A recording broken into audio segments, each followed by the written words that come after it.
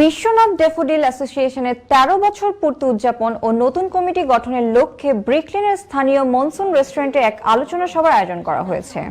আমাদের লন্ডন প্রতিনিধি ফজলুল হক জানান, সংগঠনের সভাপতি আহমেদ আল জাকির সভাপতিত্বে ও সাধারণ সম্পাদক মোহাম্মদ আল আমিনের পরিচালনায় পবিত্র আল কোরআন থেকে তেলাওয়াত করেন সংগঠনের সাবেক কোষাধ্যক্ষ মোহাম্মদ মইনুল ইসলাম।